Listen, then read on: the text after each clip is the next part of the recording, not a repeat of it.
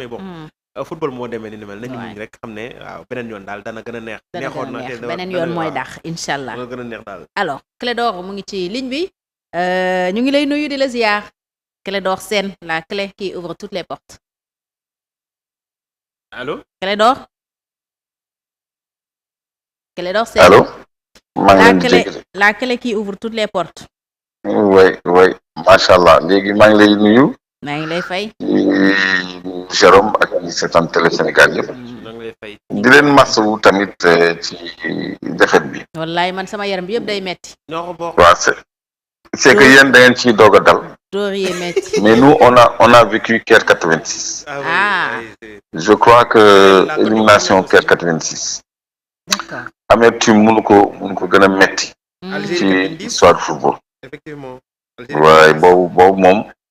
génération yi ko fekkee ba léegi mënuñu ko fàtte. Algérie 90. ah oui. non Caire 86. Caire 86 ah. 1986. ok. oui c'était encore la Côte d'Ivoire. C'était encore la Côte d'Ivoire. loolu de fekkewu ma ko. ñu amoon un joueur qui s'appelait Fofana aussi comme le Fofana d'hier là. ah bon. oui. l'histoire s'est répétée hier kon. Qui nous a beaucoup fatigué. ce jour-là. ah Clédor. waaw l'histoire semble s'être répétée hier. ma ne mbaa l'histoire ne s'est pas répétée alors. non l'histoire s'est répétée. ah. te bële moo gënoon métti sax parce que match de poule la woon. match de poule. ok. ci début bon sauf que bi on était champion en titre.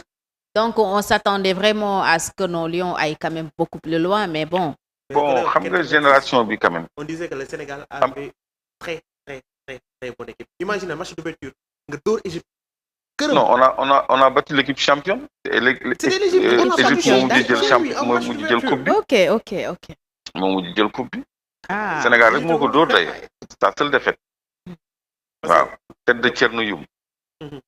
donc génération bi am nañu soulagement wu am habitude de qualifier phase finale de Coupe d'Afrique. En 86 ça faisait 18 ans que Sénégal qualifié wu phase de Coupe d'Afrique. toujours Maroc moo ñu daan éliminé ci éliminatoire ñu lañu daan toog daaw ñu dem sax Coupe d'Afrique. Donc Caire 86 c'était un événement et on avait une bonne équipe. On avait des Sénéf les expatriés on les appelait les Sénégalais de France booba France rek moo amoon ay joueurs yu muy jox Sénégal te c'était peut-être 3-4 dans l'équipe tout le reste c'était de co. te daa mel ni 2 moo daan joué. Pardon. 2 ñoo daan joué par match. waaw 2 par match. On les appelait les Sénéf Sénégalais de France. D'accord. Donc ils avaient fait une très bonne performance. Au dernier moment ñu trébuché sur la Côte d'Ivoire. Donc on était parti pour aller très loin parce que ñoo dóor pays organisateur bi en match d'ouverture comme on a fait à la France à la Coupe du Monde en match d'ouverture.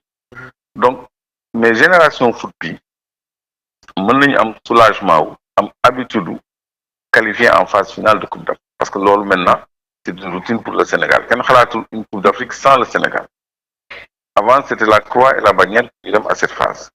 ñu dem ba disputer plusieurs finales perdre ko dem ba mujj gagner Coupe d'Afrique ba noppi remporter des trophées de U20 U17.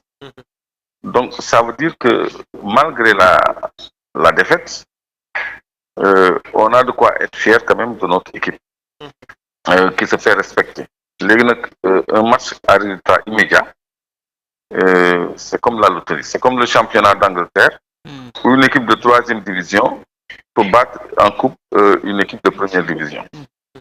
Donc football mooy demee rawatina nag une bête blessée à qui le sort a souri nga xam ne éléphant yi waruñu woon sax qualifié coup du sort moo tax ñu àgg fii gëmewuñ ko seen équipe tas ñu taal bi su joueur yi entraîneur bi ñu dàq ko.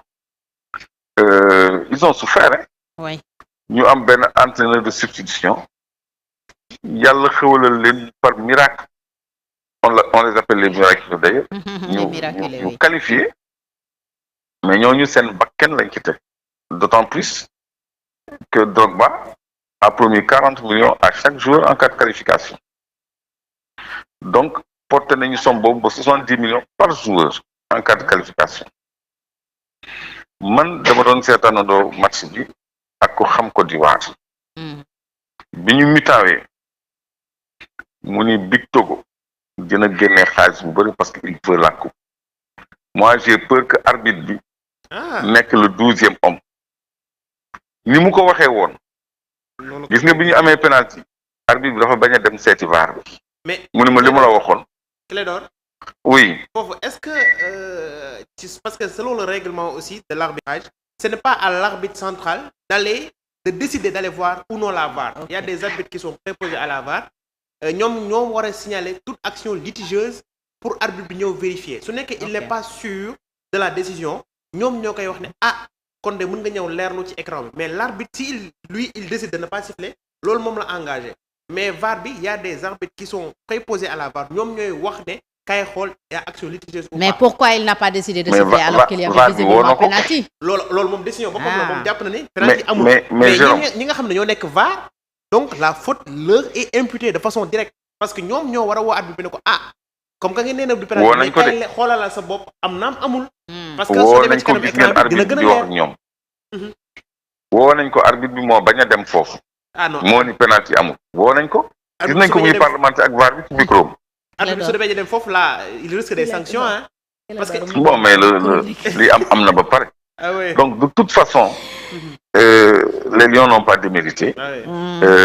Les éléphants non plus n'ont pas démérité parce que ñun musuñu sonnee nii ci match. D'abord seen gabarit daf ñu poser problème. Seen mental daf ñu poser problème. Et ils étaient chez eux avec leur public. Donc ils avaient commencé à y croire à nouveau. Kon équipe bu mel noonu jouer ko sax dafa difficile. Voilà donc li kii waxoon rek Aliou Cissé Cabrimore n'a pas peur d'un couteau. Koo xam ni tu n'as plus rien à perdre. C'est déjà mort. Amoo looy ragal quoi. Voilà donc moom bénéfice la woon mu àgg fii donc lu mu amoon jël. Donc c'était un peu ça. mais masse wu ñëpp rek c'est le sport. Ouais. Et ça nous permet de retourner à l'essentiel. C'est ça. Parce que Coupe d'Afrique bi mu ngi am ci benn contexte. notamment di persister ci li ñu nekk.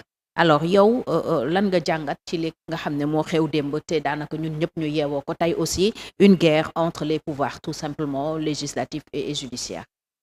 Effectivement c'est une guerre entre les pouvoirs parce que le PDS a fait remarquer au Conseil constitutionnel que yoonam nekkul ci travaux Assemblée nationale parce que ñoom institution lañu. UMS lañu alerté je pense. Non, attends, avant l'UMS. ñoom ils ont dit à l'UMS que ñoom seen yoon nekk ci ñoom syndicat lañu. Oui. te ñi ñuy attaqué ils n'ont plus le statut de magistrat. Ils sont plus membres de l'UMS. Voilà ñoom UMS loolu lañu leen tontu. ñu leen yéen syndicat ngeen toogee leen ne seen yoon nekkul ci ñële parce que ñële amatuñu statut magistrat. donc xam nga guerre bi commencé na déjà bokkatuñ ci yéen. waaw ils font plus partie de votre corporation compte tenu de leur statut. bu ma fi génnee article 88 je crois. Donc loolu defante la en fait entre institutions mais aussi entre corporations même. Donc les députés se sont bien défendus parce que nee na ñoom loi yi ñuy acté woo sax ñoom ñoo koy voté kon ñoom tamit nañ leen respecté. Mais le problème mooy il y a des accusations yoo xam ne ça nous laisse nous sur notre faim parce que bu fekkee ni dafa am corruption quand même warul nekk lu ñuy xumtoog lu ñuy lam-lame dañ koy teg ci table bi parce que commission d'enquête parlementaire man xaw ma fan lay mujj xaw ma ban efficacité lay am c'est vrai un magistrat député mënu ko entendre sans l'autorisation du conseil supérieur de la magistrature mënta nekk. Et le président du Conseil supérieur de la magistrature, c'est qui? Le président Donc, de la République. Si lui, il permet ñu déglu ay magistrats, ça veut dire qu'il est dans le coup.